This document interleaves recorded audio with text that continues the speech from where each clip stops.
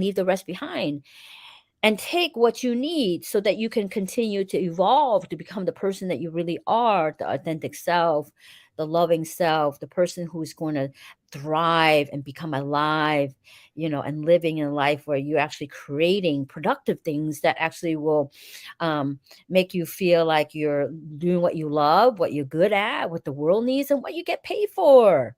Right. And you're loving it. So when you wake up in the morning saying, you know what, this is what I came to the world to be. So when I die, I'm gonna leave a legacy for people who really know who I really am. But if you don't live your life, guess what you're gonna do? You're gonna have this thing that's gnawing at your brain constantly and saying, I should have done that. And at 70 now, are you able to do it? Maybe the rubber band's overly stretched and you cannot go back. So while you're here, you gotta be focused. I say turn your fear to focus so you can be hocus pocus, right?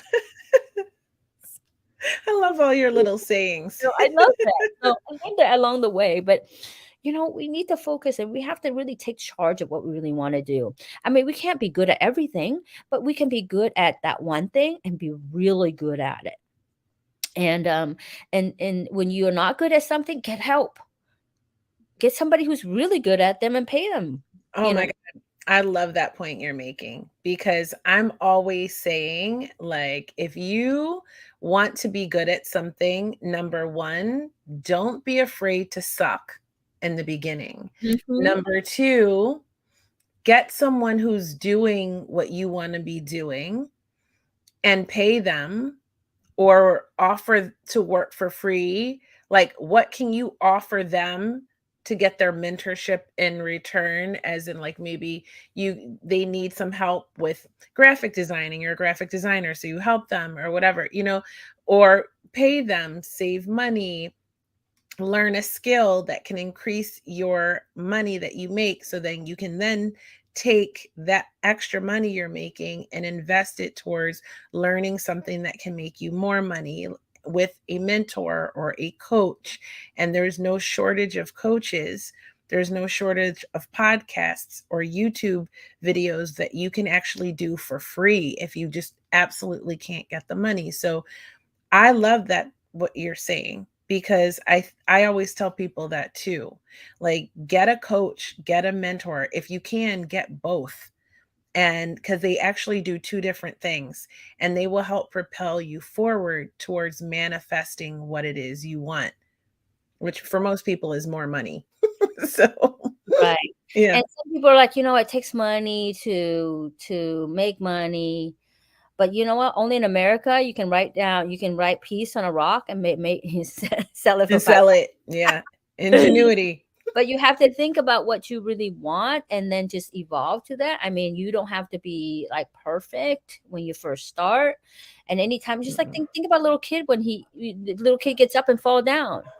Well, Learning to these are walk. things that you're learning, right? So you're gonna Mhm. learn. It's not gonna be perfect. It's not gonna be like, oh my God, there's a million people gonna see you or gonna watch you. But if you create who you are, you're gonna attract those. You're gonna resonate with just those people who resonate with you. You're not here to resonate with everybody.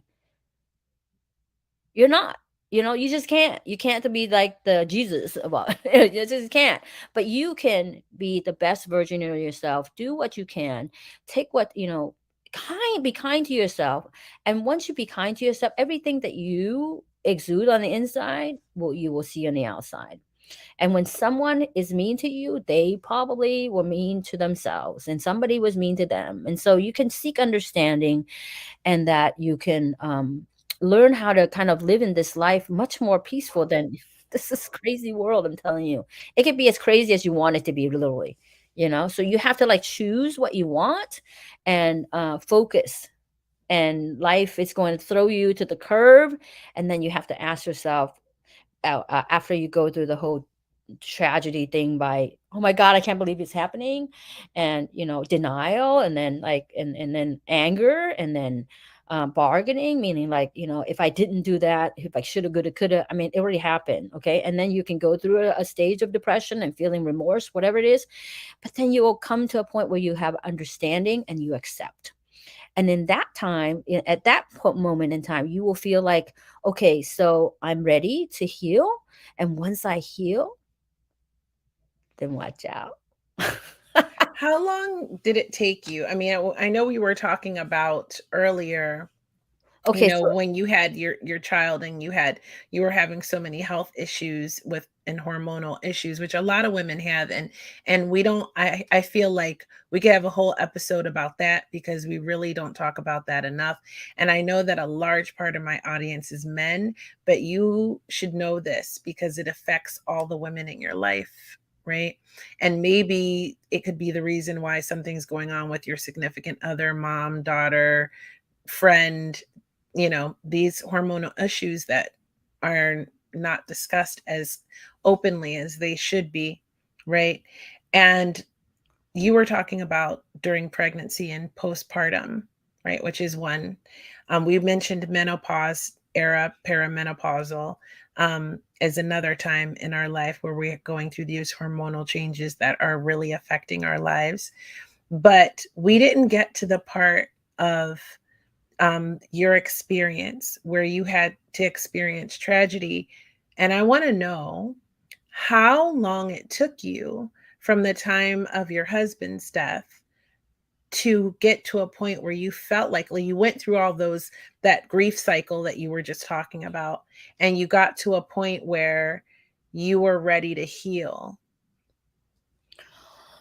okay, well, I'm gonna take a deep breath because every time it happens, when I talk about it now, it's more like now I'm thinking of why it happened, and maybe there's a reason because everybody has a time to die. I have to look beyond that, not just like, oh my God, he left me with two kids and blah blah blah. Like as a victim. You know, um, so, some people when they lose somebody who they love, they just feel like they're lost, that like they died. Like I literally died. I felt like I died. And I was like a walking dead woman.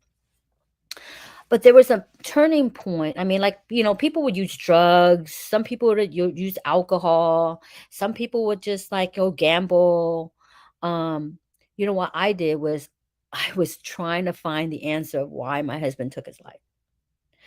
And I const every day, every night, I was having trauma thinking about the gunshot, all that stuff. But I'm telling you, my children saved my life, number 1.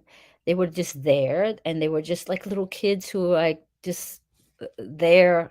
Like, we were just helping each other, deal with the situation because my daughter was 8 and my son was 12. There was a point where I was like, I didn't work for 6 months, and she she literally, I was at a grocery store and I was just spending money. I was like, I don't care because I'm not working right now. I'm just gonna just spend money. And I think I racked up like over $20,000 in my credit card. The kids are growing. I mean, I have to buy groceries. I mean, and I wasn't working. And I said, what, forget it. I don't care. Right now, I just need to heal. Just need to, that's not what I need to worry about. Okay, I'll pay it off one day. So it took my daughter after 2 weeks after her birthday. We were at the grocery store, and she gave me all her birthday money. She said, Mom, don't use credit card. Here's all my birthday money. I need to contribute. Please don't use the credit card. And literally, I mean, I had tears of joy, gratitude, but sorrow because I was like, I'm gonna leave them with debt. I'm like, oh my God, what am I doing? So exactly a year later, I wrote that $1,000 check and I paid it off. And I am not in debt anymore. So I I make money, I pay my bills before I do any other thing. So yeah. Yeah, so you have to prioritize, and so she taught me a lesson, so it's just amazing. And then my son, when I asked him, so how do you feel? Because initially when I took him to um, the trauma, like a coach, or they just clamored. They would not talk to the coach. They didn't talk to the psychologist. They're like, "Who's the stranger talking?" So, I mean, we had to kind of bounce off of each other because we know what was going on. So I asked my son. I said, "Well, how do you feel?" And he said, "Well, Mom, Dad's not here, so let's live. We're still alive." The simplest things. I was like, "What the heck?" 12-year-old. And Oh my I was, God. like, dumbfounded, and he said, "You know what? I don't know why he did what he did, Mom, but, I told him when, I told him I was gonna be I'm gonna be a really good person. I'm gonna be, diligent and I'm gonna get good grades, and you know what? He's just self-proclaimed, he does his own thing. He grew up, like, overnight at age 12. So then my mom, she saw me, so, like, everybody, like, somebody would use drugs, somebody would, would drink alcohol, to kind of heal them, to just kind of muffle their pain. Most people will use drugs not because the fact that you really want to use drugs to mess up your life, but reality is you have this big old gaping wound, all these problems that you have, a huge problem behind the scene, and all you feel like you can do is it's just so exhausting that your brain is fried and you just want to do something to just kind of numb it a little bit, be it Yeah. alcohol or drugs. But no, reality is you become the slave of that thing. And you could be drunk and you can kill somebody. Right? How many people are actually in jail right now killing like accidentally kill somebody and have secondary manslaughter. And not because they're murderers, but they just like they were pissed off. They were mad at themselves, and then so they turn out, they just did things